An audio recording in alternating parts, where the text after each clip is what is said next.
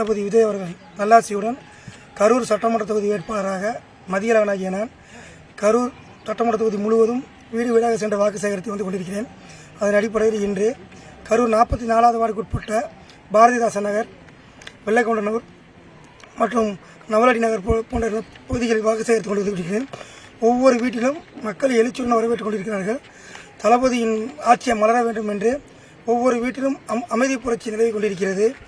எவ்வளவுதான் பணம் கொடுத்து எவ்வளவு மிரட்டினாலும் கரூர் மக்களையும் வாக்கையும் விலைக்கு வாங்க முடியாது என்பதை இந்த தேர்தல் மூலமாக எதிர்க்கட்சிகளும் ஆளுங்கட்சிகளும் தெரிந்து கொண்டு வருங்காலங்களில் ஜனநாயகம் செலுத்தி தமிழக வெற்றி கழகத்தின் மூலமாக தமிழ்நாட்டில் தளபதி அவர்களின் நல்லாட்சி மலரும் என்பதை மூலம் கூட்டிக்கொள்கிறேன். நன்றி. வழிபோறீங்க. ரெஸ்பான்ஸ் எப்படி இருக்கு உங்களுக்கு? ரெஸ்பான்ஸ் நல்லா இருக்குங்கண்ணா. ஒவ்வொரு வீட்லையும் பார்த்தீங்கன்னா ஆட்சி மாற்றம் வேணும்னு சொல்கிறாங்க. ஒரு மாற்றம் வேணும், ஒரு மாற்றம் கொண்டு வரணுங்கிறாங்க. அதாவது பொதுவாக இளைய தலைமுறைகள், புதிய தலைமுறை இளைய தலைமுறைகள் வந்து விளைத்துக்கிட்டாங்க. பணம் வாங்கிட்டு நம்ம என்ன பண்ண போகிறோம்? அவங்க ஒருத்தங்க எனக்கு கேள்வி கேட்டாங்க. ஒரு ஓட்டுக்கு ஒரு 1000 ரூபா தராங்கன்னா 2 லட்சம் ஓட்டுக்கு தராங்கன்னா 200 கோடி ஆகுது.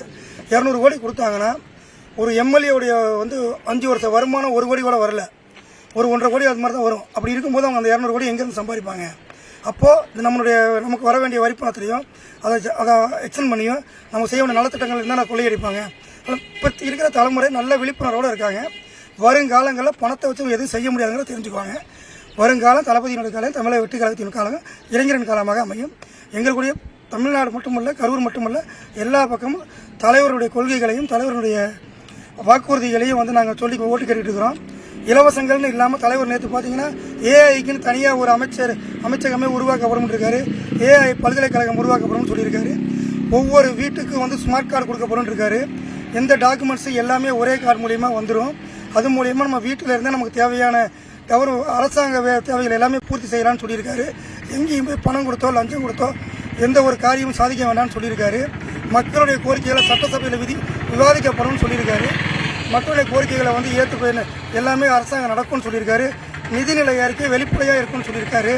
எந்த நிதி எதுக்கு செலவாகும், எதுக்கு எவ்வளோ பணம் ஒதுக்குறாங்க, எவ்வளோ செலவு பண்ணுறாங்க வெளிப்படைத்தன்மையோடு இருக்குன்னு சொல்லியிருக்காரு. இதெல்லாம் மக்கள்கிட்ட நாங்கள் சொல்லி ஓட்டு கேட்டுட்டு இருக்கோம். மக்கள் ரொம்ப ஆர்வமாக கேட்குறாங்க. மக்கள் விழிப்புணர்வோடு இருக்காங்க.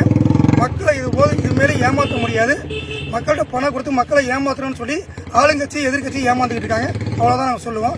2026 ஏப்ரல் 23 தேர்தல் முடிந்தவுடன் மே 4 தமிழகம் கரூர் மட்டுமல்ல தமிழகமே ஒரு அமைதி புரட்சி வெடிக்கும். அப்பொழுது தெரியும் ஆளுங்கட்சிக்கு எதிர்கட்சிக்கும் தமிழ்நாட்டு மக்கள் என்ன மனநிலை இருக்கிறாங்கன்னா அப்பொழுது தெரியும்.